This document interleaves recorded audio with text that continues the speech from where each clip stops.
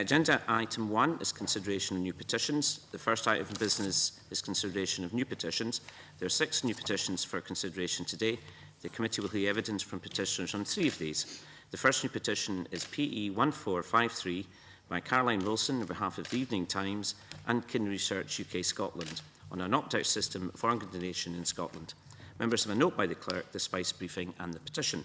Could I welcome both of our witnesses, Tony Carlin and Caroline Wilson. You're very welcome. Thanks very much for coming along today, and congratulations on your petition. And can I ask Tony Carlin if you'll make a short presentation of around 5 minutes. I'll ask a couple of questions to kick off, and I'll also ask my colleague Jackie Bailey, who's here on behalf of the petition as well, to say a few words. Then I'll ask my colleagues to ask you some questions. Mr. Carlin. First of all, can I thank you for taking the time to listen to our reasons for calling for a change in the legislation on organ donation, as laid out in our Opt for Life campaign. Every day in the UK, 3 people die, usually needlessly, because of a shortage of suitable organs for transplantation. In Scotland, there are around 650 people waiting for a transplant to give them a second chance of life. Around 20% of those waiting for a new liver will die, not because they have to, but because a liver wasn't found in time. The figure for hearts is even higher. Those suffering from kidney failure too can die despite sometimes living quite miserable existences on dialysis, sometimes for years on end, surviving but with little quality of life. One of the things that shocked me and our team was that aside from the human need for kidneys for transplantation, it's a cost-effective treatment. The cost of keeping someone alive in dialysis for just 1 year is roughly equal to that of a transplant operation. And with some people who've been on dialysis in excess of 10, 15 and 20 years. The Scottish Government is to be commended for its incredible work over the past 5 years in increasing the number of people who have signed up to the Organ Donor Register, something which, although not our key goal, we've supported throughout the campaign by providing information on how to sign up to the register. However, the fact remains that despite an overwhelming number of members of the public, some figures suggest as many as 90%, backing the principles of donation, fewer than half of the Scottish population have signed up to the register, and there are places such as the west of Scotland where the numbers signed up are pitifully low. While it may be possible to change that under existing legislation, it is unlikely that this could happen in less than a decade or 15 years. Opt-out or presumed consent offers the possibility of delivering hope to those who will die in those years as they waited in vain for the phone to ring.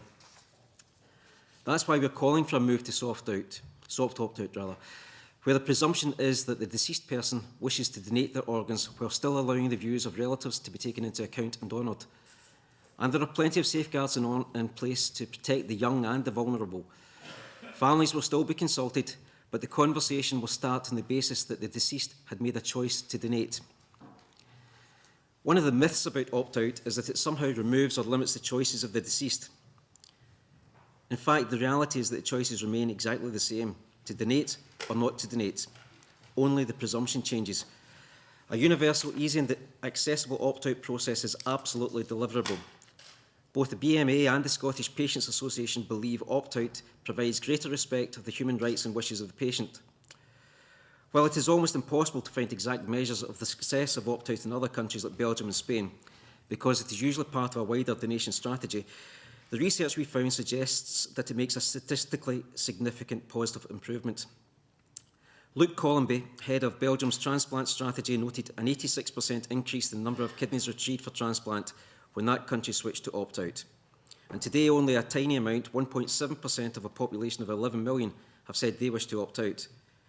In Spain, there are 35 donors per million, while in the UK the figure is around 15. And in 2015, Wales will become the latest country to switch to opt-out, which it views as an effective means of increasing the number of life-saving transplants. All of that is why we began our Opt for Life campaign, which has now received the support of, among others, the British Medical Association, the Scottish Patients Association, the British Heart Foundation, Kidney Research UK, the Royal College of Surgeons, the Cystic Fibrosis Trust, the Scottish Kidney Federation and the National Kidney Federation. Soft opt-out has also been adopted as policy by both Labour and the Lib Dems, has the support of the majority of MSPs across all parties, and it deserves strongly held belief among the general public. When we started the campaign, we set a target of 10,000 for our petition. Even after we reached that target, and without us pushing much harder, the signatures kept coming in. We've now got around 18,000 names on the petition, and remember, this is essentially a Glasgow and West of Scotland initiative. I've no doubt that a national campaign would have received even greater support. Now, I could speak for hours about some of the stories we've told or come across in the course of our campaign. The anguish of parents watching their children die needlessly of a genetic condition which could be resolved with a transplant, the desperation of a man who flew to India in the hope of buying a kidney, the deep satisfaction felt by grieving relatives who consoled themselves with the knowledge that others were given the gift of life following the death of a loved one. However, there's little point because each of you knows or has read of someone in the same position, waiting for the phone call that may never come, while living a life of increasing misery, fear and despair. A switch to soft opt-out legislation will certainly not decrease the number of donors and could at a stroke provide many more gifts of life. And that's why I hope you will give due consideration to our petition. Every year we wait, desperate people die. It's our belief in that of organisations like the BMA, the Royal College of Surgeons and a raft of health charities and patient groups that a change in legislation can save dozens, perhaps hundreds of lives over the next decade. However, if it only saves a handful of people, a son, a daughter, a mother, a father, it will have been a change for the better. Please take this opportunity to give hope to those people waiting today for the call that won't just change their life, but which will save it. Thank you very much for your time.